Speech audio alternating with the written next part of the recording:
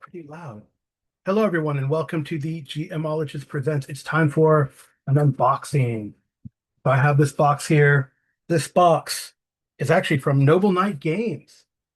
I honestly don't remember what I ordered. Maybe I do, but I will save that. So this is 1 foot or 31 centimeters by about 9 1/4 or 23 centimeters.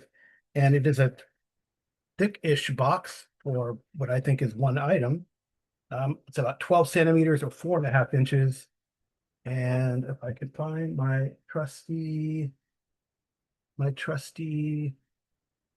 uh, box cutter, but I don't. I guess I might have to use a pen to open it. Oh well, there it goes. Opening. Oh, that was a little zealous. Bubble wrap for safety and for future. Which it's two things. That's kind of cool. I forgot. I took advantage of the free RPG Day or X-Crawl Classics DCC Day. So this is a freebie. This is a freebie, the DC Day 2025 Adventure Pack with both a Dungeon Crawl Classic Adventure and an X-Crawl Adventure, which reminds me. So 2 level 1 adventures, so that should be pretty cool. So here's the Fall of Al-Razi, first level adventure for DCC. And wonder if they do the backwards. No, it's one and then after the other. Oh, that should be pretty cool. And this is Catching Al Razi. I don't know who that is. But then Baltic Crawl Blitz is the first level adventure for DCC. Looks pretty cool. Maybe I don't know. That could be kind of fun to do. But hey, that's a nice little surprise that I forgot about that. The DCC 2020 DCC Day 2025 Adventure Pack. 2 first level adventures, like I said. From the borders of Ferry to the shores of the Chesapeake Bay, the DCC Day 2025 Adventure Pack takes you to the most interesting places.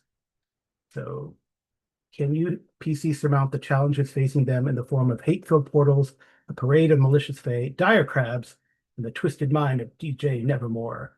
Break out the funky dice because it's time to find out. That looks pretty cool. I don't know.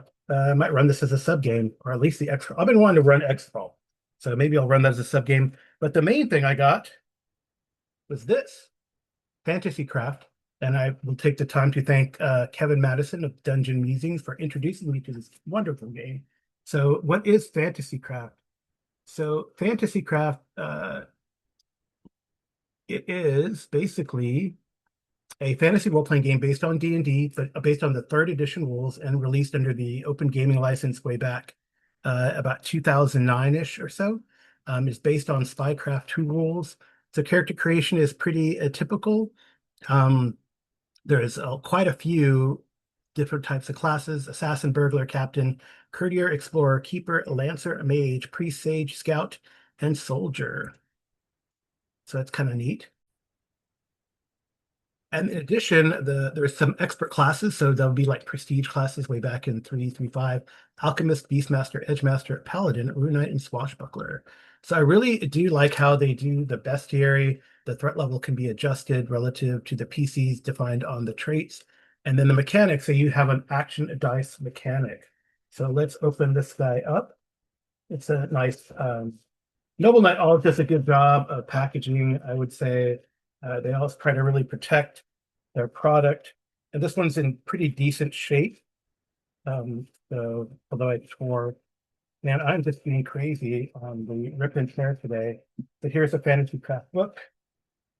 Roll your dice like a hero again. Roll mix and match, character creation, revolutionary point by monster construction. That's sort of the trait base. Sleek, simple, character-centric combat, and collaborative dynamic storytelling rules. It's made by Crafty Mastercraft. Clocks in here at 394 pages. That includes the index, pretty well laid out, typical, right? If you remember how 3-5 stuff was laid out. Generally pretty nice, and that's not glossy, so you might actually just pause and read. Uh, that was a siege weapon. See, here's goods, lots of goods, and what I think is really interesting, all the goods seem to give something like an effect, which is really nice. So the general equipment all gives an effect. If you can look at here. Uh, so something that, I mean, basically things are meaningful, right? Even decisions to buy, right? One of my buddies, Arlen Walker, always says, I love a game where you can make meaningful decisions. Even buying stuff um, is a meaningful decision. So, for example, your holy book +2 gear bonus with calm and relax alignment may be used to prepare a sermon. So small chest holds one or tiny small item. So they define everything right there in the thing, in the right.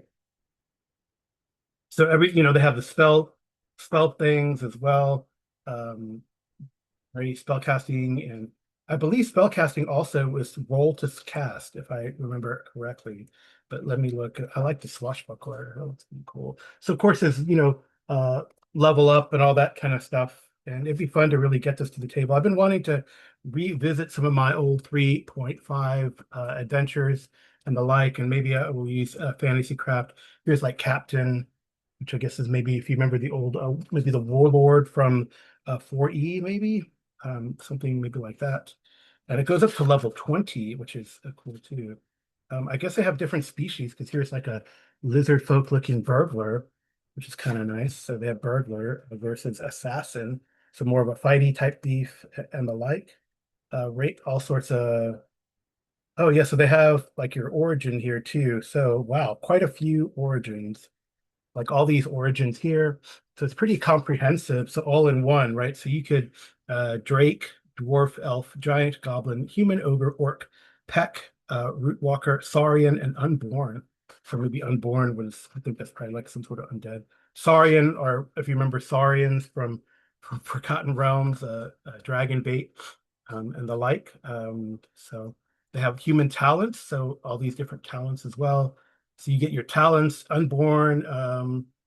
Oh, it's a construct. Okay, so unborn would be kind of like a Warforged.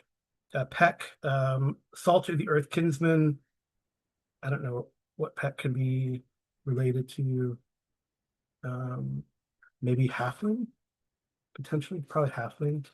Are they using the derogatory name from Willow, I guess, that they call those things? Dwarves, elves, orcs, the typical, and then the different talents that you might have um, for everything, which is pretty good. So you get a talent. So you do attributes, origin, it looks like, and then so the origin section after your origin, I guess you get a specialty, or you get specialties. Then you do career. Oh, so the specialty is a little different. That you can take like more like that's like background maybe. Uh, and career. Step 3 is career, and it's all the same leveling, right? Typical 3. Then class, do your class stuff, uh, etc. So step 4 is class, and then it does all the class as you go through here. Um, so after class, after we get room, that looks interesting. After class, you got interests, and then your character sheet and doing all that kind of stuff. Action dice, it's like you can boost your dice on a roll, and the boosting can explode. I remember that. It's pretty cool. So you can boost your defense, activate a threat, heal a character with an action dice, which is pretty nice. Skills, skill checks as typical from 3. So roll the d20 and the like. Lots of modifiers and different things you can do. Uh, so it's really well defined and designed, I think. And I think uh, you might want to check out some of the games that we've run or I played in the Dungeon Musings channel with Kevin Madison. I'll put a link in the show notes for this, and check out some of our fantasy craft. He has quite a few. I'm sure he has like a um, whatever you call it, a category or the like for that. So it's black and white art, but it's again, it's a thick, non-glossy paper. Um, so I really, and it's kind of cool. I mean, I think it's really, I like how chapter one is really starts here. Everything is right here. You don't have to go back and forth between chapters to find different things. Of course, it has feats as well. So you'll choose feats and all that is delineated in the classes section, which is right there in chapter one as you go. Complex tests of skills, feats as you would imagine that you would have in 3.5, there's prerequisites for feats, so you know, feat trees, etc. And but they give you some ideas on how to do the feat trees, like basic combat, melee combat, a covert gear, and the like, the spell casting feats and everything. So yeah, pretty well. It looks like it took some ideas from both well, 3.5, Pathfinder, maybe even some fourth edition, especially with regards to, I think, how to design encounters and to kind of gear the foes to the class to the level, which I think is really nice. So they have examples all throughout, alignments, and you know, different story seeds also. So maps, you know, how to open things. So they have like some guide as well. Diseases, nice. How to set up, so lots and lots of tables in the back to set up a campaign. So and GM action dice. Haha. So how that works, managing skill difficulty, encounters, and all the like. So travel encounters, they have, you know, some common encounters and things like that. So it's a pretty comprehensive book. Like I said, about 394 pages, all in one, fantasy craft.